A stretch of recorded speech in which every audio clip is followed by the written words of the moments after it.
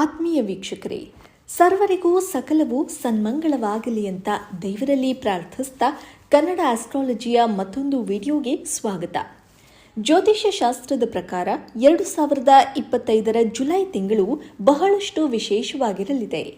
ಈ ತಿಂಗಳಿನಲ್ಲಿ 2 ಪ್ರಮುಖ ಗ್ರಹಗಳಾದ ಬುಧ ಮತ್ತು ಶನಿ ಹಿಮ್ಮುಖವಾಗಿ ತಮ್ಮ ಚಲನೆಯನ್ನ ಆರಂಭಿಸಲಿದ್ದಾರೆ. ಈ 2 ಗ್ರಹಗಳ ಹಿಮ್ಮುಖ ಸಂಚಾರದ ಪ್ರಭಾವವನ್ನು ಎಲ್ಲ 12 ರಾಶಿಗೆ ಸೇರಿದ ಜನರ ಜೀವನದ ಮೇಲೆ ನೋಡಬಹುದು. ಆದರೆ ಕೆಲವು ರಾಶಿಗೆ ಸೇರಿದ ಜನರಿಗೆ ಈ ಚಲನೆ ವಿಶೇಷವಾಗಿ ಲಾಭದಾಯಕವಾಗಿರಲಿದೆ. ಜ್ಯೋತಿಷ್ಯ ಶಾಸ್ತ್ರದ ಪ್ರಕಾರ 2025 ಜುಲೈ 13 ಬೆಳಿಗ್ಗೆ 9:30ಕ್ಕೆ ಶನಿ ಗ್ರಹ ಮೀನರಾಶಿಯಲ್ಲಿ ಹಿಮ್ಮುಖವಾಗಿ ಚಲಿಸಲಿದೆ. ಈ ಹಿಮ್ಮುಖ ಚಲನೆ 2025 ನವೆಂಬರ್ 28 ಇರುತ್ತೆ. ಇದರ ನಂತರ ಶನಿ ತನ್ನ ನೇರ ಸಂಚಾರವನ್ನು ಆರಂಭ ಮಾಡಲಿದೆ. ಹಾಗೆ ಬುಧ ಗ್ರಹವು 2025 ಜುಲೈ 18 ಬೆಳಿಗ್ಗೆ 10:13ಕ್ಕೆ ತನ್ನ ಹಿಮ್ಮುಖ ಸಂಚಾರವನ್ನು ಆರಂಭಿಸಲಿದ್ದು 2025 ಆಗಸ್ಟ್ 11 ಇದೇ ಸ್ಥಿತಿಯಲ್ಲಿ ಚಲಿಸಲಿದೆ. ಇದರ ನಂತರ ಬುಧ ತನ್ನ ನೇರ ಸಂಚಾರವನ್ನು ಆರಂಭಿಸಲಿದೆ. ಹಾಗಾಗಿ ಬುಧ ಮತ್ತು ಶನಿಯು ಈ ಹಿಮ್ಮುಖ ಸಂಚಾರದಿಂದಾಗಿ ಯಾವ 5 ರಾಶಿಗೆ ಸೇರಿದ ಜನರಿಗೆ ಅತ್ಯಂತ ಹೆಚ್ಚಿನ ಲಾಭ ದೊರಕುವ ಯೋಗ ಇದೆ ಅನ್ನೋ ಸಂಪೂರ್ಣ ಮಾಹಿತಿಯನ್ನು ಈ ವಿಡಿಯೋದಲ್ಲಿ ತಿಳಿಸ್ತೀನಿ. ವೃಷಭ ರಾಶಿ. ಬುಧ ಮತ್ತು ಶನಿಯ ಹಿಮ್ಮುಖ ಸಂಚಾರದ ಅವಧಿಯಲ್ಲಿ ವೃಷಭ ರಾಶಿಗೆ ಸೇರಿದ ಜನರ ಅದೃಷ್ಟದ ಬಾಗಿಲು ತೆರೆಯಲಿದೆ. ನಿಮ್ಮ ಯಾವುದಾದರೂ ಕೆಲಸಗಳು ಬಹಳ ಸಮಯದಿಂದ ಅಪೂರ್ಣಗೊಂಡಿದ್ರೆ ಈ ಅವಧಿಯಲ್ಲಿ ಅವೆಲ್ಲವೂ ಪೂರ್ಣಗೊಳ್ಳೋ ಸಂಭವ ಹೆಚ್ಚಾಗಿರಲಿದೆ. ವೃಷಭ ರಾಶಿಗೆ ಸೇರಿದ ಜನರ ಆರ್ಥಿಕ ಸ್ಥಿತಿ ಈ ಸಮಯದಲ್ಲಿ ಬಲಗೊಳ್ಳಲಿದೆ ಮತ್ತು ಹೊಸ ವ್ಯಾಪಾರವನ್ನು ಶುರು ಮಾಡಬೇಕು ಅಂತ ಅಂದ್ಕೊಂಡವರು ಈ ಅವಧಿಯು ಸಾಕಷ್ಟು ಅನುಕೂಲಕವಾಗಿರಲಿದೆ. ನೀವು ಹೆಚ್ಚಿನ ಲಾಭವನ್ನು ಗಳಿಸೋ ಸಂಭವ ಇದೆ. ಈ ಅವಧಿಯಲ್ಲಿ ವೃಷಭ ರಾಶಿಗೆ ಸೇರಿದ ಜನರು ಮನೆಯ ಎಲ್ಲ ಸದಸ್ಯರ ಸಂಪೂರ್ಣ ಬೆಂಬಲವನ್ನು ಪಡೀತಾರೆ ಮತ್ತು ಸಾಮಾಜಿಕವಾಗಿ ನೀವು ನಿಮ್ಮದೇ ಆದಂತಹ ಹೆಸರನ್ನು ಗಳಿಸೋದ್ರೊಂದಿಗೆ ನಿಮ್ಮ ವ್ಯಕ್ತಿತ್ವ ಬಹಳಷ್ಟು ಸುಧಾರಿಸಲಿದೆ. ಈ ಸಮಯದಲ್ಲಿ ನಿಮ್ಮ ಹಳೆಯ ಪ್ರಯತ್ನಗಳಿಗೆ ತಕ್ಕಂತಹ ಪ್ರತಿಫಲವನ್ನು ಪಡೆಯೋ ಯೋಗ ಕೂಡ ಲಭಿಸುತ್ತೆ. ಕಟಕ ರಾಶಿ. ಈ ರಾಶಿಗೆ ಸೇರಿದ ಜನರಿಗೆ ಬುಧ ಮತ್ತು ಶನಿ ಗ್ರಹಗಳ ಹಿಮ್ಮುಖ ಚಲನೆಯಿಂದಾಗಿ ಹೊಸ ಉತ್ಸಾಹವಿರಲಿದೆ.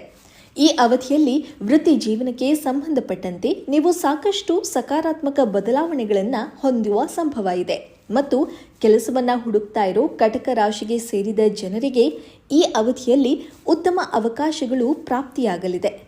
ಕಟಕ ರಾಶಿಗೆ ಸೇರಿದ ಜನರು ಸ್ಪರ್ಧಾತ್ಮಕ ಪರೀಕ್ಷೆಗೆ ತಯಾರಿ ನಡೆಸ್ತಾ ಇದ್ರೆ ಈ ಅವಧಿಯಲ್ಲಿ ವಿದ್ಯಾರ್ಥಿಗಳಿಗೆ ಸಾಕಷ್ಟು ಅನುಕೂಲಕರವಾದ ಸಮಯ ದೊರಕಲಿದೆ.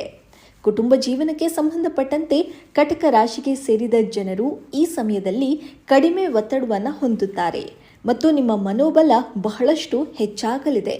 ಇದರೊಂದಿಗೆ ನಿಮ್ಮ ಆತ್ಮವಿಶ್ವಾಸದಲ್ಲಿ ಸಾಕಷ್ಟು ಹೆಚ್ಚಳವನ್ನು ಹೊಂದುತ್ತೀರಿ. ಧನುರಾಶಿ. ಈ ರಾಶಿಗೆ ಸೇರಿದ ಜನರಿಗೆ ಈ ಸಮಯದಲ್ಲಿ ಪ್ರಗತಿ ದೊರಕೋದರ ಒಟ್ಟಿಗೆ ನಿಮ್ಮ ಗೌರವ ಹಾಗೂ ಖ್ಯಾತಿಯಲ್ಲಿ ಬಹಳಷ್ಟು ಹೆಚ್ಚಳವಾಗಲಿದೆ. ಕೆಲಸವನ್ನು ಮಾಡುವ ಧನುರಾಶಿಗೆ ಸೇರಿದ ಜನರಿಗೆ ಹೊಸ ಜವಾಬ್ದಾರಿಗಳು ಈ ಸಮಯದಲ್ಲಿ ದೊರಕಲಿದೆ.